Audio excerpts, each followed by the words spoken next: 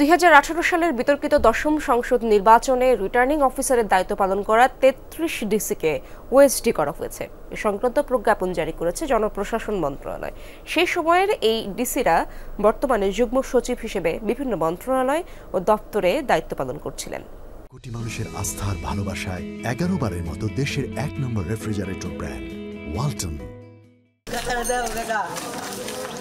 আওয়ামী লীগ সরকারের অধীনে 2014 সালের একতরফা নির্বাচন বর্জন করেছিল প্রধান প্রতিদ্বন্দ্বী বিএনপি ও জামাত। তবে 2018 সালে তারা ভোটে এলেও আগের রাতেই সিল মেরে বাক্স ভর্তি করার অভিযোগ ওঠে। রিটার্নিং অফিসার হিসেবে সে সময়ের ডিসিদের ভূমিকা বড় ধরনের প্রশ্নের মুখে পড়ে।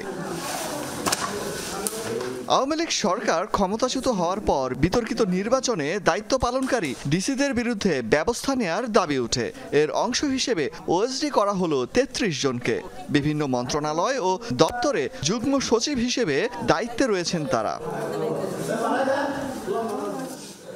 এদের মধ্যে রয়েছেন আলী আকবর, হেলাল হোসেন, শহীদুল ইসলাম, সারোয়ার মুর্শেদ চৌধুরী, সুলতানা পারভিন, অঞ্জন চন্দ্র পাল, কবির মাহমুদ, মাহমুদুল আলম, হায়াতুদ্দৌলা খান।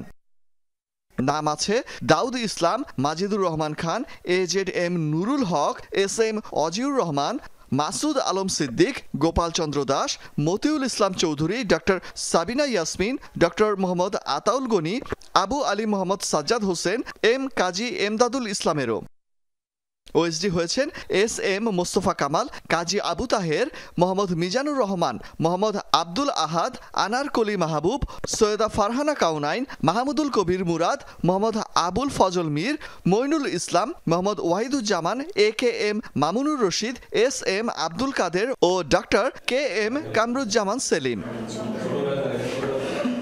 একই কারণে এর আগে 12 ডিসিকে ওএসডি করা হয়েছে।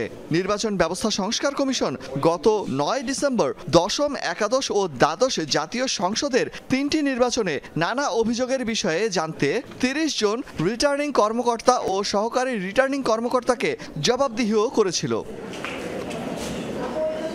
অলোক হাসান, যমুনা নিউজ, ঢাকা।